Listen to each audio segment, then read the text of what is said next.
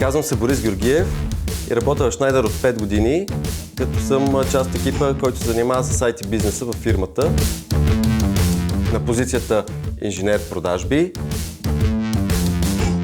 Част от продуктите, с които се занимавам, са UPS.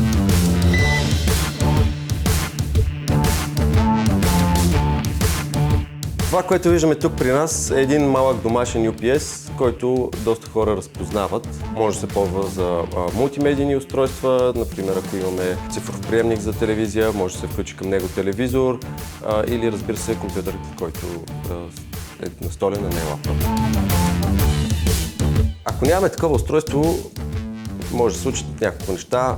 Ако гледаме матча и така интересният момент точно преди да стигнем до гол, може да спре тока и да изпуснем матча, което не е толкова фатално, но понякога ако работим вкъщи и сме, да кажем, в Teams митинг и нашия рутер спре, защото е спрял тока или дори компютърът ни спре, то тогава не е много приятно, защото работодателя вижда, че ти нямаш подходящи условия, биха ни върнали в офиса, може да е важна среща с клиент, да направи много лошо впечатление.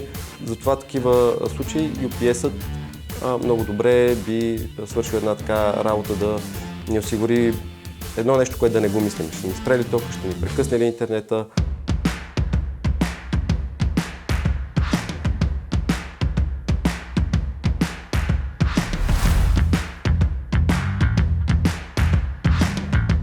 В производствата се ползват малко по-друг тип UPS-и, тъй като този, който виждаме е монофазен. Там най-често се използват трифазни голями мощности, тъй като самите производства са с такъв тип характер. Едно премигване дори на тока много често води до рестартиране на контролери или включване на защити по машините, като по този начин се генерира един брак за завода, който освен, че струва директно някаква загуба, защото трябва да се изхвърли тази продукция, която не е довършена, технологично време после е необходимо отново да се почистят машините, да се пригодят отново за производство, да се пусне поточната линия, което технологично време отново струва пари, забавяне в производството. Клиентът трябва да се запита тази машина, ако спре, какво ще стане? Ще има ли брак, ще има ли проблеми за него, технологично време, през което машината няма да работи, той ще е на загуба.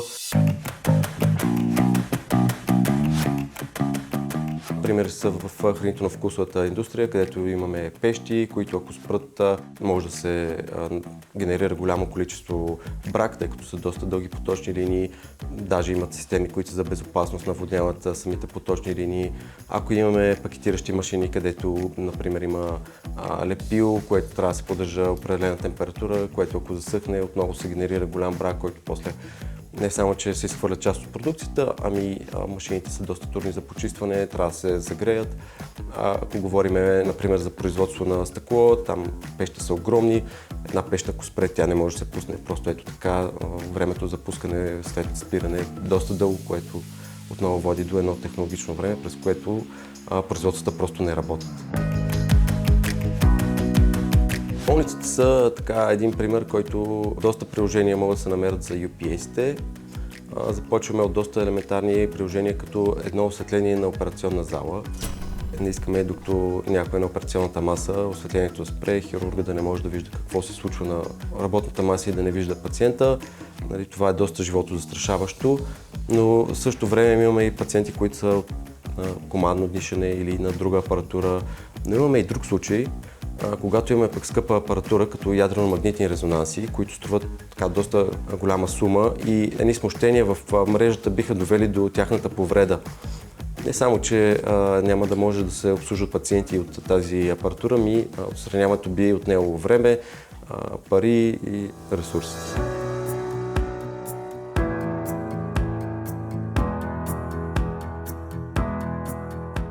Това, което Schneider предлага като трифазни UPS в момента е най-новата технология на пазара. Стараеме се да сме лидер в технологичните параметри на нашите UPS-и, като в последните години това, което ние направихме с обновяването на гамите ни, беше, че постигнахме доста по-голями ефективности в самите UPS-и, което може би са няколко процента, ако кажем, че старите са 94%, новите са 97% ефективност.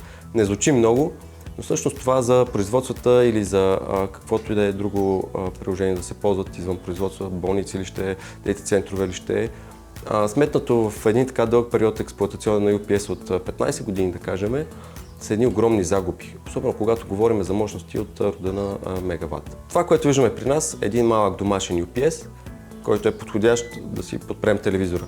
Но за производството трябва нещо много по-голямо. Затова може да ви покажем сега и един такъв.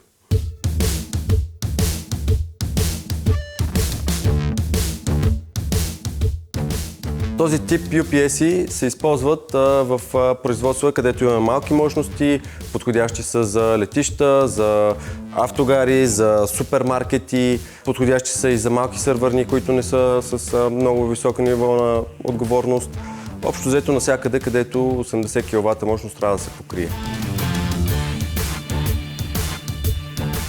Това, което има на предната част на UPS-а е дисплей, който служи за индикация на състоянието му, изкарва аларми, показва състоянието на товара, състоянието на входното напрежение, както и много друга информация. Отвътре това, което вече може да се види, са въздушните филтри, два захранващи модула се вижда в случая, които са модулен тип с идеята по-бързо отстраняване на дефекти и надежност. И най-долу виждаме всичките необходими прекъсвачи, входящи, изходящи, включително и ръчен байпас. Трябва да инвестираме в UPS-и, тъй като не само да не пропуснем дуспата, но да пропуснем загубите в производството или в нашия бизнес.